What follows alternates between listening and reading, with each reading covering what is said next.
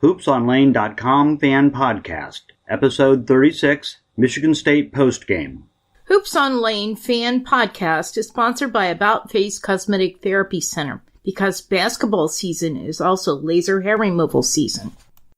You're listening to Hoops on Lane, a fan-produced pregame and postgame podcast about the Ohio State University men's basketball team. Visit hoopsonlane.com or subscribe where you listen to podcasts for all the latest episodes and information.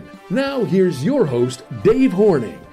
Greetings, Hoops fans. This is Dave Horning for HoopsOnLane.com Fan Podcast, with a postgame review of the great victory by the Ohio State Buckeyes over the number 1 ranked Michigan State Spartans, with the Buckeyes winning by a score of 80-64.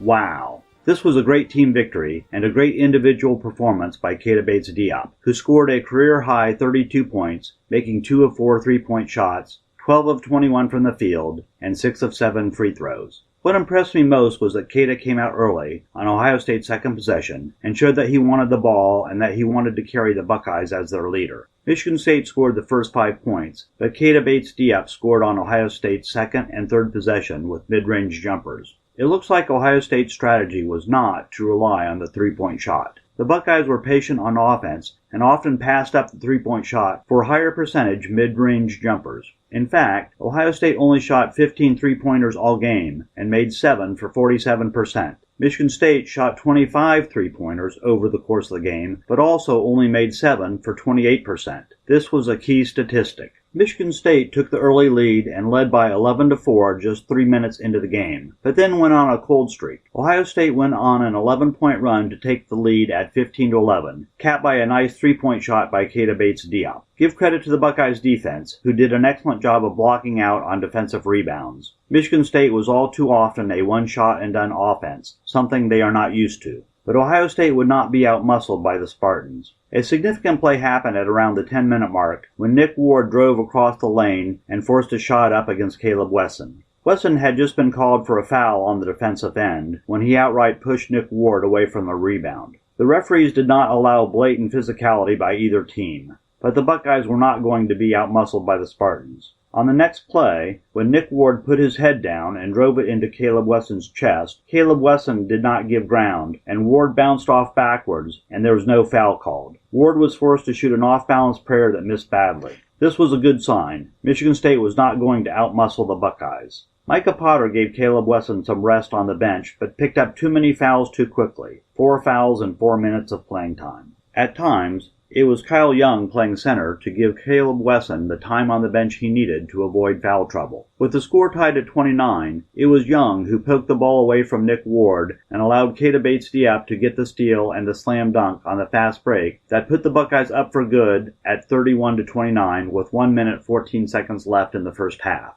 The remaining minute of the first half was magical. After a Michigan State timeout, a turnover gave the Buckeyes the basketball and Jayshawn Tate converted with his patented high left-handed bank shot. A missed shot by the Spartans gave Cam Williams a chance to make a three-pointer, and Spartan coach Tom Izzo was called for a technical foul while the ball was in the air. 2 made free throws later, the Buckeyes were suddenly up 38-29. But the Buckeyes were not done. When Cam Williams made the defensive rebound on the Spartans' next possession, he lobbed the ball up court for Andrew Dockich, who caught the ball with just seconds left. He took 3 dribbles and launched a 40-foot three-point attempt, which hit the backboard and bounced in. I know he called bank. The crowd went crazy. Ohio State 41, Michigan 29. Halftime. Buckeyes up by 12.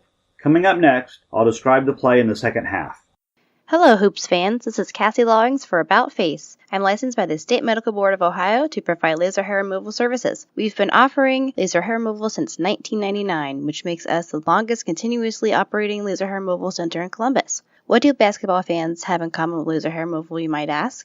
First of all, laser hair removal fits into your schedule better in the wintertime. Our patients must stay out of the sun for 4 to 6 weeks before and after each laser treatment, which is easier to do in the winter.